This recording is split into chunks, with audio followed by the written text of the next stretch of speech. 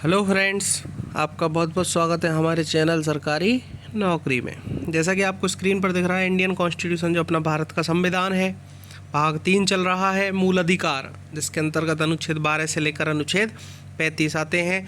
उसमें हम आज अनुच्छेद 21 और अनुच्छेद 21 के बारे में पढ़ेंगे। तो भाई, जिसको अनुच्छेद 20 से पहले के अनुच्छेद पढ़ने हैं, डिस्क्रिप्शन में लिंक दे रखी है, आप सारे अनुच्छेद वहाँ से देख सकते हैं। और चैनल सब्सक्राइब नहीं किया तो चैनल को सब्सक्राइब कर लें। चलो तो फिर भारत के संविधान का भाग 3 मूल अधिकार, जिसके अंतर्गत अनुच्छेद 21 और 21 के बारे में जानते हैं। तो देखो, अनुच्छेद 21 पहले समझने की कोशिश करना, फिर अनुच्छेद 21 के।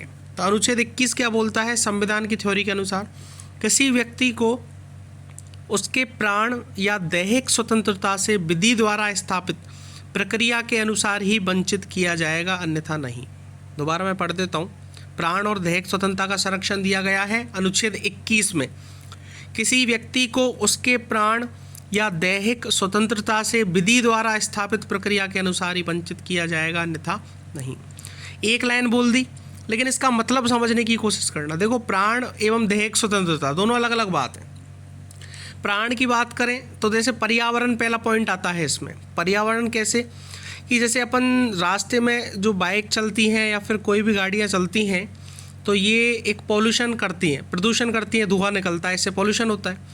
पॉल्यूशन वो हमें नुकसान पहुंचाता है अपने शरीर को, तो शरीर को नुकसान पहुंचाता है। तो गवर्नमेंट क्या कहती है, कोर्ट क्या कहता है कि पॉल्यूशन बनाना ज़रूरी है, इसलिए गाड़ियों पर पॉल्यूशन दिया जाता है, क्योंकि आपको प्राण की स्वतंत्रता है, इसलिए पॉल्यूशन का बोला जाता है।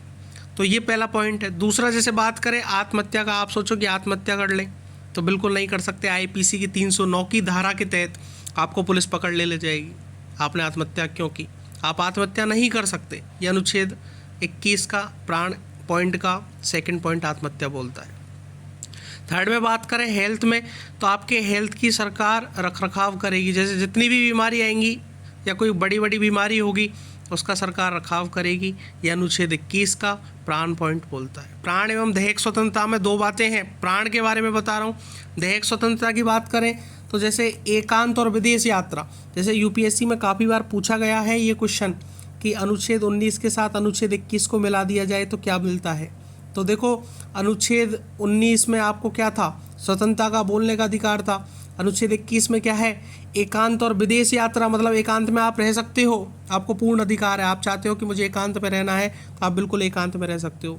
आप विदेश यात्रा करना चाहते हो तो बिल्कुल विदेश यात्रा आपको दी जा सकती है। यदि कोई आपके वीज़ा पर यदि कोई गलत काम नहीं किया, नॉर्मल आप लेना चाहते हो तो कोई दिक्कत नहीं है। आपके पासपोर्ट पर यदि कोई रोक लगा देता है तो फिर आप इसके खिलाफ कोर्ट में जा सकते हो, लेकिन कोई गलत काम नहीं होना चाहिए। इसके बाद सेकंड पॉइंट बात करें निजता या प्राइवेसी।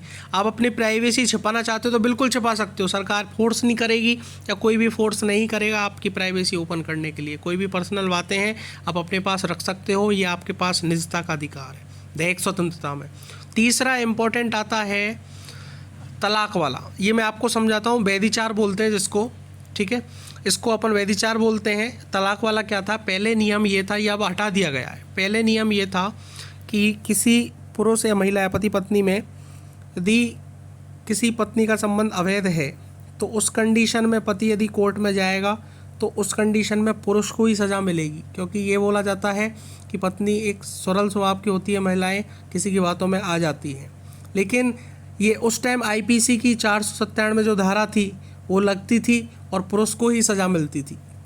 लेकिन अब क्या है, इस चीज़ को बिल्कुल हटा दिया गया है।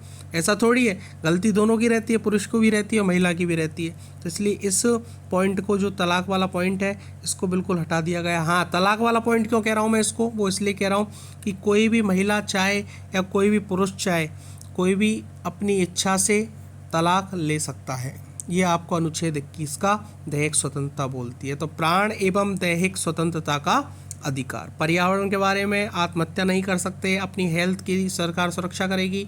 दैहिक स्वतंत्रता में एकांत और विदेश यात्रा आप कर सकते हो, एकांत में रह सकते हो, अपनी प्राइवेसी आप छिपा सकते हो, प्राइवेसी रख सकते हो। और तीसरा जो पॉइंट है ये अब हटा दिया गया है। अब अपन बात करें 21 के। देखो, सबसे इम्पोर्टेंट बात है, मैं फिर कह रहा हूँ, रिपीट कर रहा हूँ, सबसे इम्पोर्टेंट बात है 86वां संविधान संशोधन 86 86वां संविधान संशोधन 2002, उसके तहत इस अनुच्छेद को जोड़ा गया है 21 के। इसमें क्या बोला गया है कि राज्य 6 वर्ष से 14 वर्ष तक की आयु वाले सभी बालकों के लिए निःशुल्क और अनिवार्य शिक्षा देने का ऐसी रीति में जो राज्य विधि द्वारा अवधारित करे उपबंध करेगा।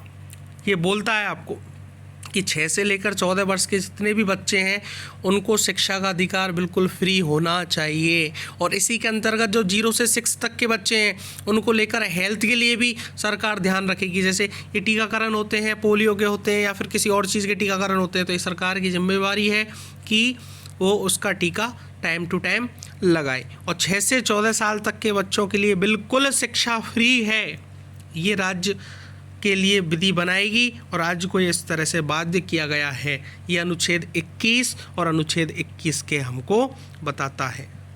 ठीक है, किसी को कोई दिक्कत हो तो आप कमेंट कर सकते हो। Thank you very much.